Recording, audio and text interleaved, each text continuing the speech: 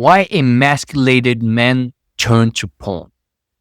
If you are emasculated, you are weaker by definition. Masculine energy at least comes with strength, with resilience, with purpose, with drive, with ambition. A masculine man is not a weak man, but we live in a hyper feminized society.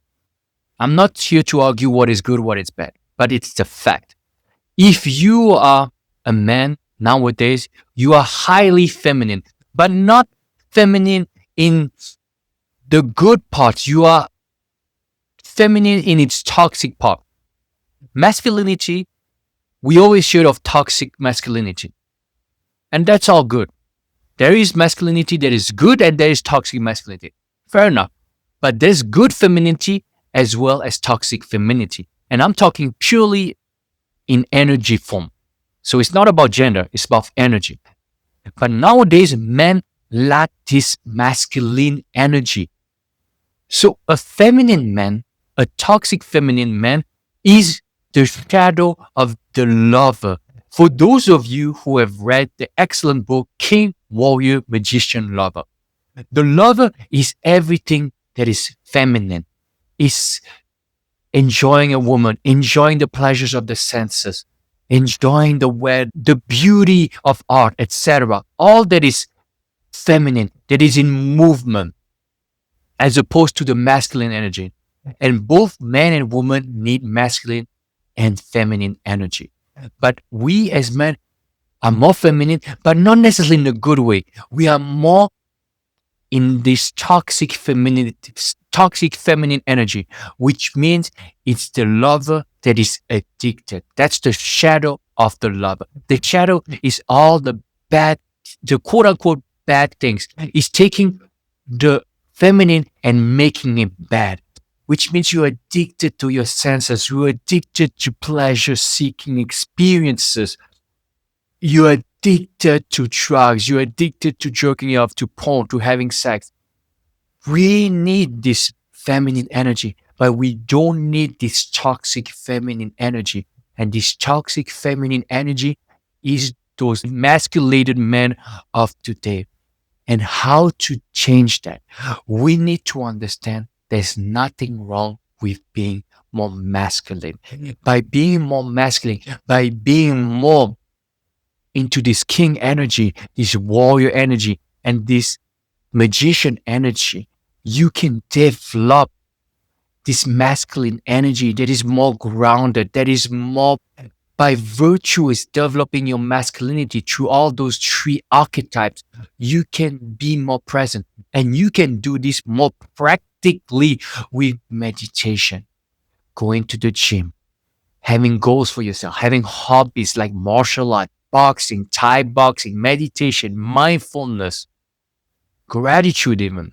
Even if you add some of those tools to your life will change for the better, because you will be more present, more stoic, more active instead of reactive.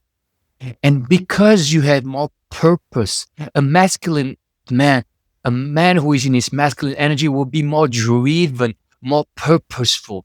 You will have a priority that is not the satisfaction of your senses, whether it's through woman, whether it's through food, whether it's through porn, through being promiscuous. When you are grounded and purposeful, you are more inclined to pursue long-term gratification over short-term pleasure.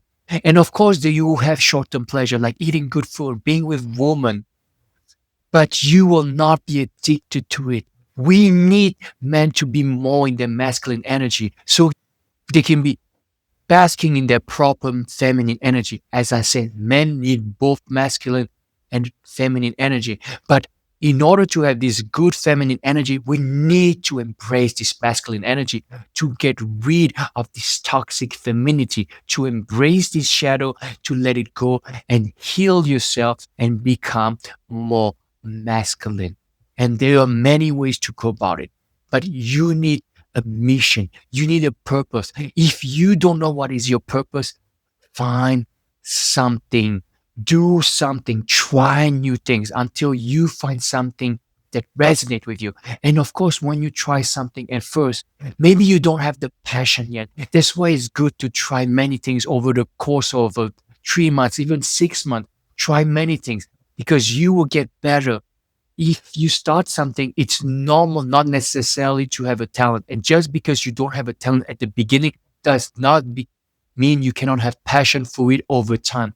You need to suck first in order to get good at anything in life. Of course, there are things where you will have talent, but just because you have talent in a particular area does not mean that this is something that you would love to do for the rest of your life. Look at all those NBA players and those NFL players that just have the talent for the game, but they don't necessarily love the game. They don't necessarily have passion for the game.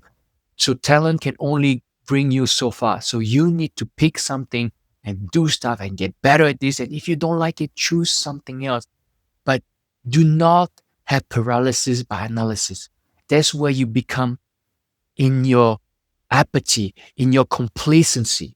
And that's why a lot of men turn to porn. I know I did not talk about porn much in this video, but that's what I meant when I say addicted to your senses, addicted to pleasures of life, etc. Porn is one of them.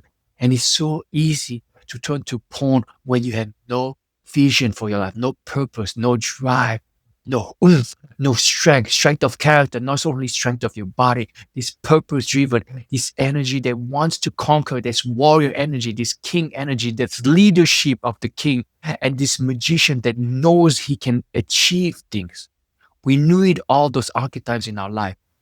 Not necessarily at 100%, but we need to pursue them and heal our wound. There's no need to run away from your shadow. There's no need to be ashamed of you watching porn or being in your toxic feminine energy. But we need to heal, approve, accept in order for us to grow.